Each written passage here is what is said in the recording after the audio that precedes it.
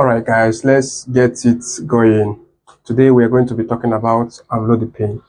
Amlodipine is antihypertensive medication that is used to lower high blood pressure.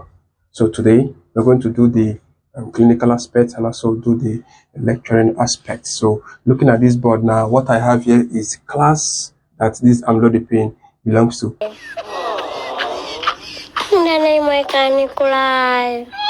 Just go straight to the point. The class that amlodipine belongs to is called dihydropyridine calcium channel blockers. Please follow me.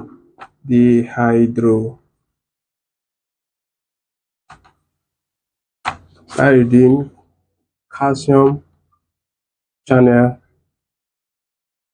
blockers. Dihydropyridine calcium channel blocker. Now, let's go to the mechanism of action. MOA is mechanism of action. What mechanism of action means is that when you take in this drug, what is it going to do? What action is it going to take in the human body? That is what mechanism of action simply means. So now when you take in amlodipine, for instance, there is what we call allo-type calcium channels. So it's going to target allo-type calcium, are you with me? Channels.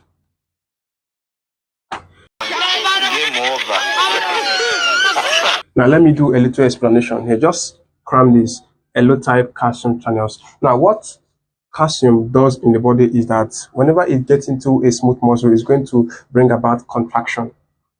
You get? And now excessive contraction is where it's going to spike somebody's blood pressure. Now when you take amlodipine is taken, is going to bring about relaxation of the smooth muscles, because this calcium is no longer flowing into the smooth muscles. And now this relaxation of the smooth muscles is going to lead to low blood pressure. That is going to bring down the blood pressure. Okay. Now the next thing we're going to talk about is the indication. The indication simply means, why are we taking amlodipine? The main reason why people mostly take amlodipine is, number one, if you have hypertension and angina.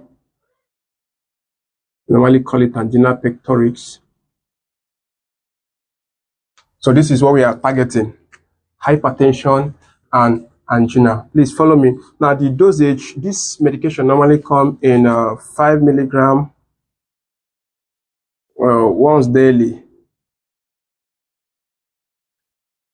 10 milligram once daily. Now there's something you need to understand here. If it is older adults, people that are stricken of age, that cannot really work very well, you can begin with 2.5 milligram for them once daily. Now for children or for adolescents between the age of 6 to 17, you can start with 2.5 milligram, then continue with 5 milligram once daily. Are you with me? Now the next thing we're going to consider here now is the route. The route is to go with oral. Now drug interaction. Now in drug interaction, what we are trying to talk about is, are there some other drugs that, as you're taking it and then you introduce amlodipine, is going to bring a different reaction? Yes, we have a drug like rifampicin, simvastatin, and then clarithromycin. It can increase the level of amlodipine. Clarithromycin can increase the level of amlodipine. Take note of that. Now the next one is contraindication. Contraindication simply means those things that if you have it, you don't need to take amlodipine. So for instance, you have hypotension. Your BP is hypo, means low. You have hypotension. You're trying to control high blood pressure. You can't have hypotension and take something that will dilate the blood vessels. If not, you go into second one, which is cardiogenic shock. So hypotension, cardiogenic shock.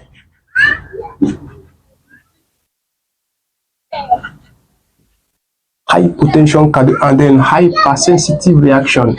hypersensitive reaction, HSR. Now, the next thing we are going to look into now is nurse 6 responsibilities as a nurse. What are you going to do? You have to monitor BP regularly, so monitoring. Then you have to assess the ankles.